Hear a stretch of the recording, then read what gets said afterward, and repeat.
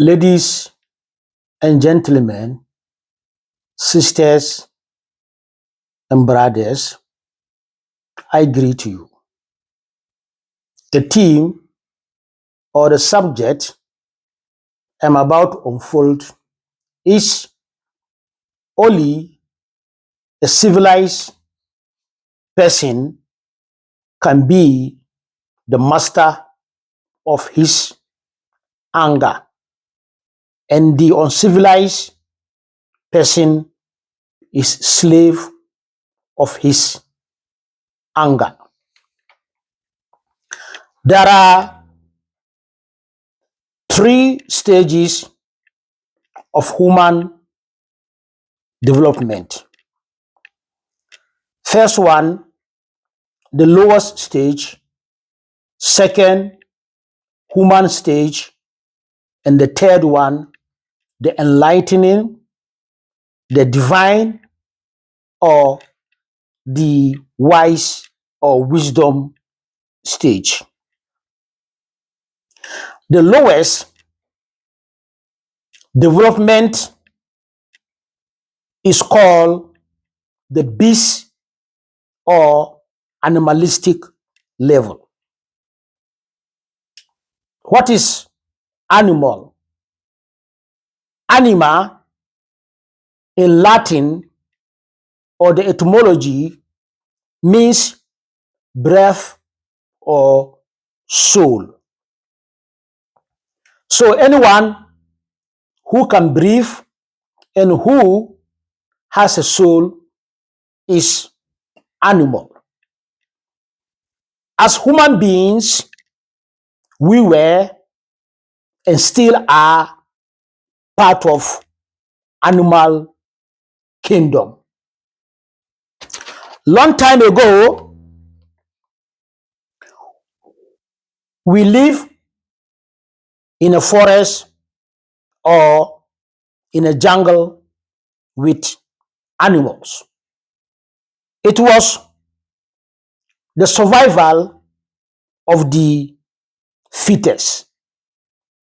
We kill animal to survive, and animal kill us to survive. When some of us reach a human stage, we separated from animal. What is human? Human means earthly being, black people, or civilized people.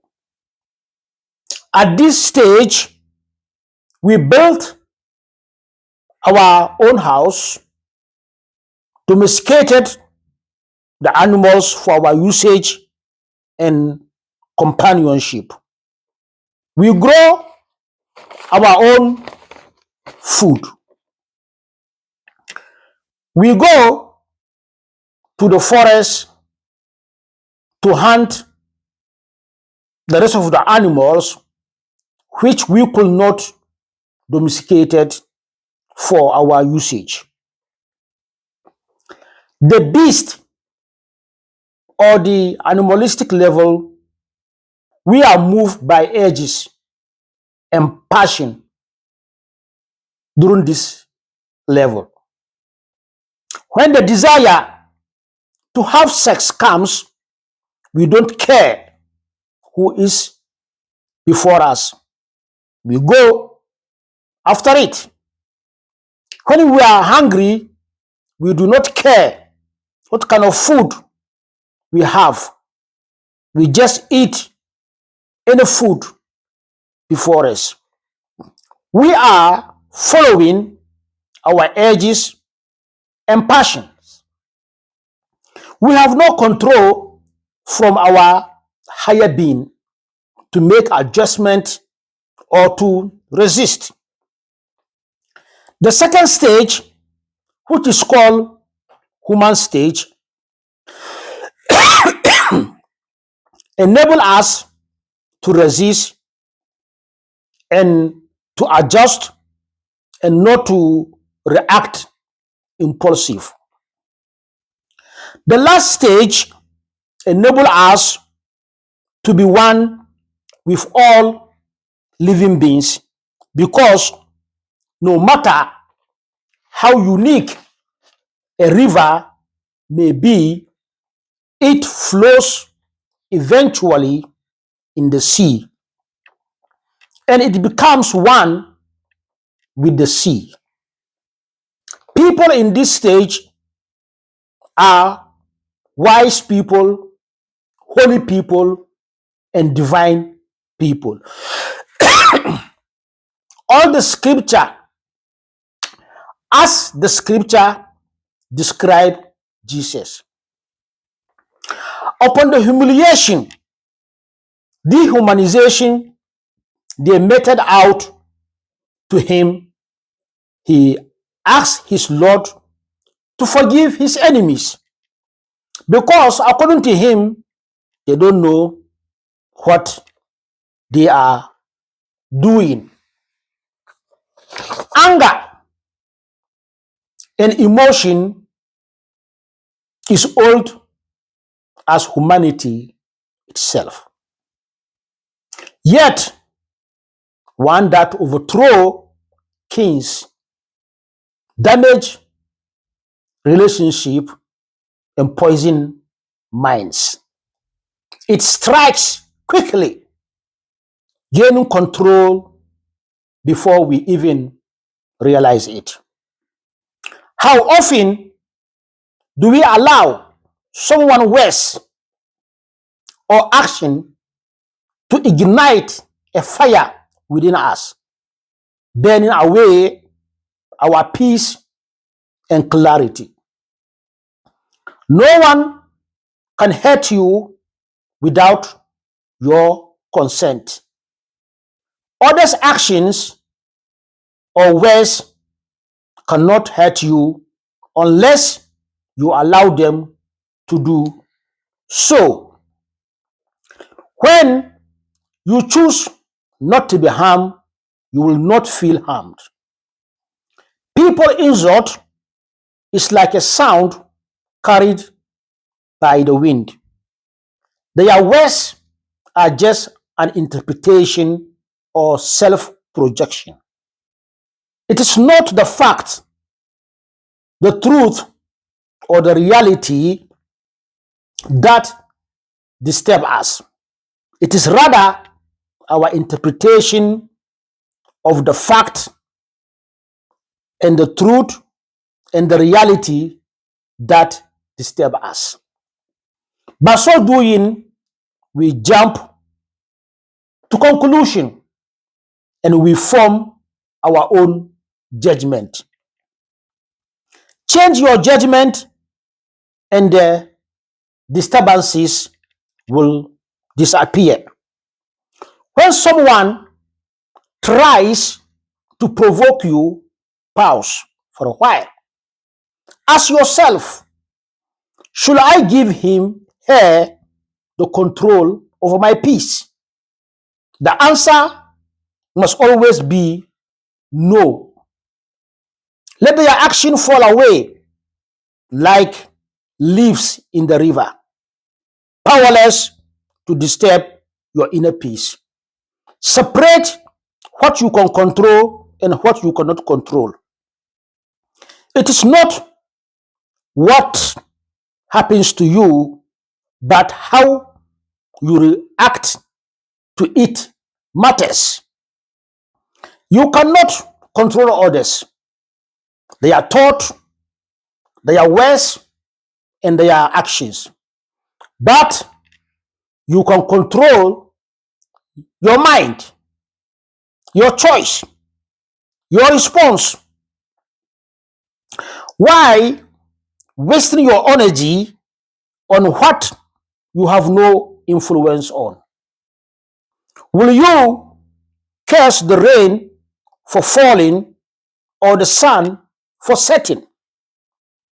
Instead, embrace the discipline of control. Guard your thought and emotion like a fortress. When others act poorly, remind yourself this is their choice, not yours. Bear in mind that their behavior is not a reflection of yours. In this detachment lies unshakable freedom. See others for who they truly are.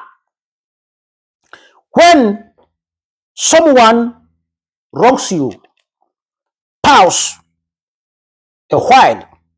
Study them, study them not with anger, but with understanding. People act according to their nature, upbringing, and their struggle. If people are unkind, it's because they lack wisdom or inner peace. There is something wrong with them. Don't be angry at them. Why be angry at the blind man for not seeing? By viewing others with compassion, we free ourselves from resentment. Their actions have no influence on us because we do not see them as enemies, but we rather see them as flawed human beings like us. Anger is self-destruction, but many people do not know because they are in animalistic stage. Any person capable of angering you becomes your master. Do not grant anyone such power over you. When others provoke you, it is tempting to react or to retaliate. But this is the path of weak soul when you react, not the strong soul, because a strong soul will not react to any provocation. The truly strong soul are guided by their principle, but not by the action of others. It is the power of a great mind to be undisturbed in the midst of chaos. Let others act as they desire, but you have to remain steady. Their insult cannot sway or influence you if you are anchored in virtue. Their provocation cannot harm you if you act with wisdom. Ask yourself, what kind of a person do you want to be? Let this question guide your response, not their behavior. In this lies your freedom. I hope you will adhere to this, my advice. Thank you.